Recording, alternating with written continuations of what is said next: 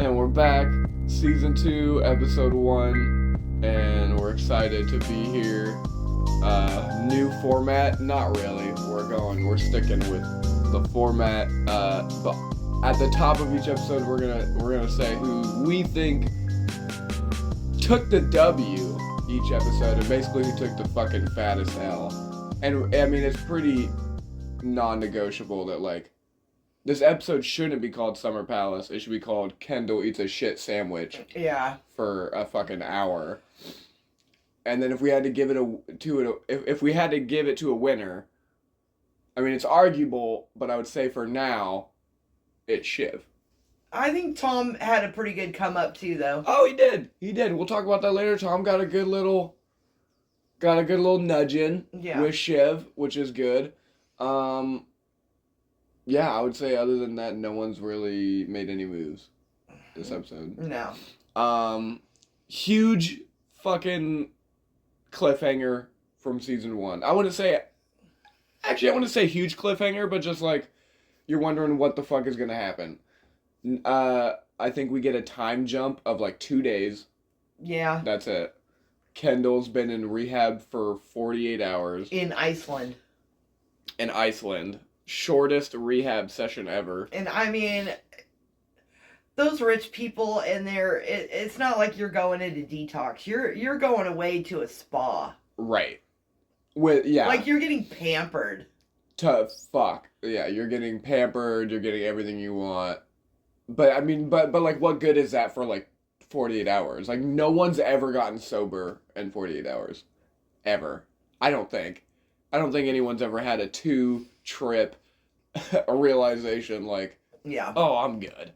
But no, Logan calls Kendall out of, he's the one who sent him there, and then he takes him out. He says, we need you, because, you know, this bear hug that Stewie and Sandy plotted, they're still going through with it, despite Kendall pulling out. And so they need Kendall, you know, whatever, to say something. They need Kendall to get on the TV and say something. Yeah, I did this. I was going along with their plan, but then I saw my dad's plan, and my dad's plan looked better. And that's all he can say. And that's all he says this whole episode, and it's so rough to watch every time he says it. You know, when he's with the siblings and they're asking what the fuck happened, and he just has nothing to say, or when he's in a room with Stewie. And he just is so... I think Stewie called out his personality so good, though, when he went to go meet him. Well. Even Roman did that a little bit. He kind of did his own Kendall impression. Yeah. Tom and Shiv are like... Actually, no, not even Tom. Shiv wants to fucking abandon the honeymoon. Yeah. She's like, shit's hitting the fan, we gotta go back. Tom's like, we should stay. And which I find funny, they purposely went out of their way to find a place that doesn't have internet. Just kind of stupid. Yeah. Everyone's watching Kendall give this, I don't know, he's on some morning news or something, and he's just basically giving an update on, like, the relationship of him and his dad right now. And, he does really good, surprisingly, for... It started out a little rough. It started out pretty rough, especially because, like, the connection was bad. He looked really bad. They kept saying he looked like a candle with... a candle with... melted candle. With stubble. And, Logan...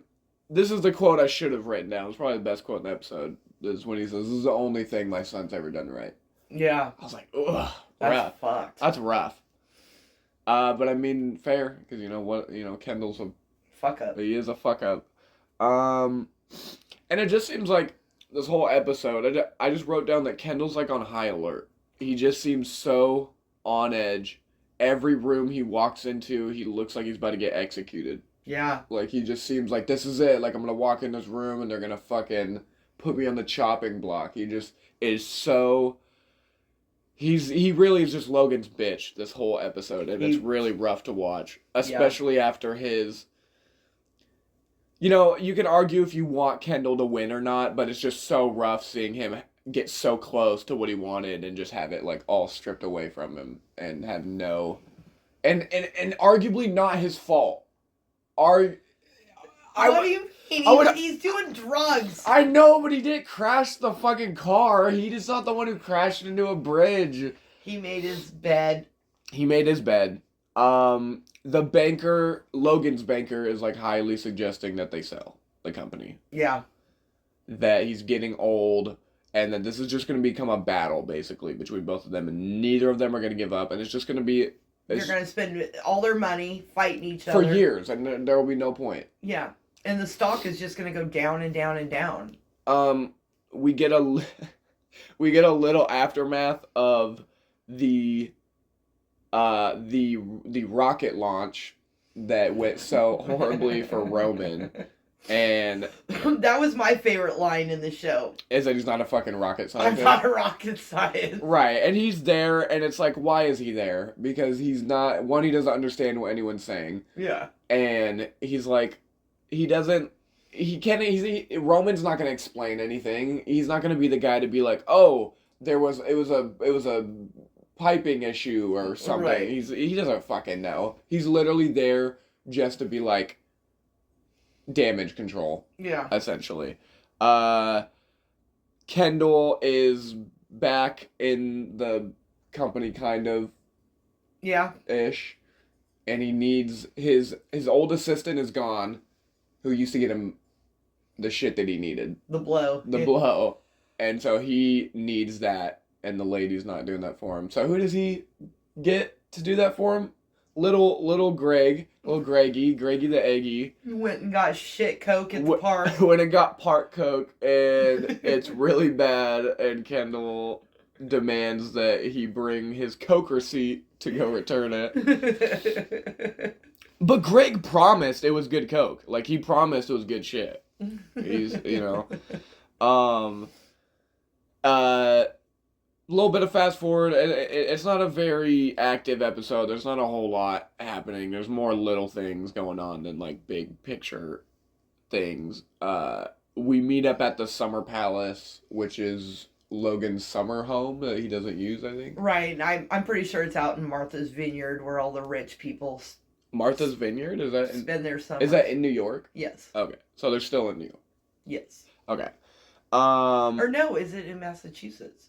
I don't know, but it's not. It's like a 3-hour drive from downtown New York. We see the moment where like Shiv and Roman kind of confront Kendall about his decision to drop out of this bear hug, and they're just clowning him so hard because it makes no sense to them, because they realize how, because everything is a move to them, and they're like, you're so stupid. Like, why would you do this? They see how fucked Kendall is like, and they're like, as soon as he doesn't need you, he's gonna throw you in the fucking ocean. Yeah.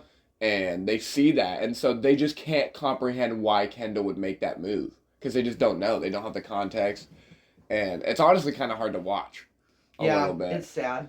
And even, do you think Shiv was being genuine when she complimented Roman and said, like, I think you're smart, like, I think they have their brother-sister moments. And I just find it interesting that they can't accept a compliment from each other ever. It's always a backhanded thing, or they think they're trying, the other's trying to gain something, or whatever it may be. Yeah. It's just such a fucked up dynamic between all of them. I'm not sure who this guy is exactly, but like an assistant of Logan's, a dude that works for him. He's the one that found the card. I think he does like damage control. I think so too. That makes sense. And he basically just gives Kendall a run through of like what happened. Yeah. Which is like kind of fucked. Don't know if he needed to do that. Of like give him the details of what happened to the kid, and basically how he was like. I think he needed to hear it. I think Kendall needed to hear it. Just to be like, just so you know what you did. Yeah.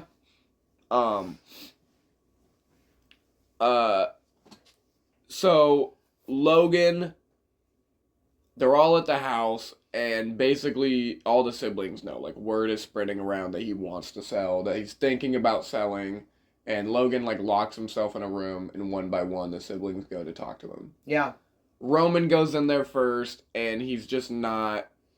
He's just on the fence. He's like... Whatever. He's just saying words. He doesn't know. He fucking says, "Let's do some Scooby-Doo shit, Dad." And he's like, "What are you talking about?" Like, Roman just says, like, words that, yeah. And I think that's when Logan realized, like, Roman's just not the one. You know. He's just a talker, and he's just not He's a good bullshitter. There you go, yeah. He's a professional bullshitter. Shiv comes in and basically calls Logan out on his bullshit and is like, I don't give a fuck what you do. Like, honestly, go ahead and sell the company because then I'm fucking out of here and I want to be... She's like, I want out of the company. I want my name to be disattached from everything. Like, I'm done. I don't want anything. Which I think is bullshit. I don't think that's... Because if she wasn't attached to the company and her name had no relevancy, she wouldn't be able to do anything. Right. So I don't think that's entirely true. And why would you want to change your last name to Womsgam? Yeah. Which I will say, it is you know, I later looked this up. Tom Wamsgans or Wamsgans, the only person that shares that last name is a baseball player that hit a triple play where he took out 3 people in one play. So I do find that interesting. And in the first episode of Succession, who do we see tag out the little kid in the game of baseball? Tom. I do think that was... I thought that was a cool little thing. But Shiv folded so quickly with... She did. The second she was given the offer, she took it and she ran with it. And the offer was, so basically Logan said, we're going to make you CEO. Yep. But we're not going to tell anybody. No. We're going to keep it a secret. And I think the reason he's keeping it a secret is because he has no intention of making her CEO. He just wants her on board for right now. Which is, we kind of later get that idea when Logan is like going around the table and he's like, anyone can be CEO. It could be fucking Jerry. It's not going to be Jerry. It's not going to be Jerry. And she's like, I get it. Thanks, Logan. But yeah. But she did, I mean, we didn't see her kind of have this talk. I think I would have liked to see how she negotiated that, but she did tell Tom that she got him into news, I believe. Yeah. Head of news. Yep. Because Tom wants out of cruises and wants nothing to do with that shit. Yeah, he wants out of the parks. And same with Greg.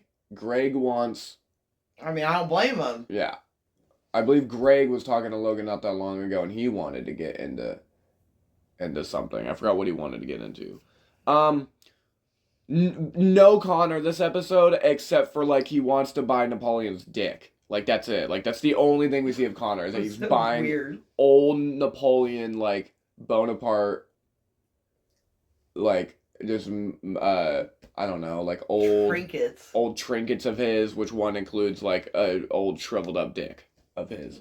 Beef jerky. And, the best line of the episode is Roman saying, what are you going to get? Hitler's nutsack and made a fucking take over Germany smoothie or something? Yeah. That was pretty good. That's the best line. Can we talk about... The raccoons? Yes! Yeah, it was weird. I mean, they get to the house and there's this horrible smell. They don't know what it is. Right, they laid out very early. Yeah. I mean, to the point that they were supposed to have this massive seafood lunch, and Logan told him to throw it all out. We'll have pizza! We'll have pizza. I mean, I wouldn't want to be eating lobster tail while I'm smelling dead raccoon either. We'll have pizza. Fuck off. Fuck off. But no, yeah, they have... So the person who did it... So the contractor, Logan hired his contractor. The contractor wanted $300,000 for the job. Logan paid him $2 million. And the contractor got pissed, so he stuffed a bunch of raccoons into the chimney, which caused the smell. And Logan's like, now I'm only paying you $100,000. And the guy's like, that won't even cover the materials. And Logan then sue me. Yep. That was awesome. The fucking... Told him to fuck off and went inside. Stuffing dead raccoons inside is insane. Yeah. And then I wrote down... The last thing I have written is Kendall and Stewie. Yeah, so... Oh! Logan tells everybody, Kendall's coming with me. We're going to go stuff some raccoons down a chimney. Right. And they fly back to New York. They go talk to Stewie. And Logan's like, I'll come in, and then he doesn't. Yeah, Logan totally left Kendall hanging. Fucking bailed on him. And it's just, yeah, man, Kendall is in a rough spot this season. And it's not looking great for him. It's not. Who are, based off of this episode, any predictions of maybe what might happen next episode or what's kind of like happening this season? I think Kendall's going to make a comeback. He's got to prove himself to his dad. Right. He's got to prove himself. He has to prove that he's a fucking killer. Yeah. You got to get off the coke, though. No. He's focused and sharp when he's on the coke. Obviously. Thanks for listening. We're excited to be back with season 2. We love doing this podcast. But you can fuck off. But yeah, for now, fuck off.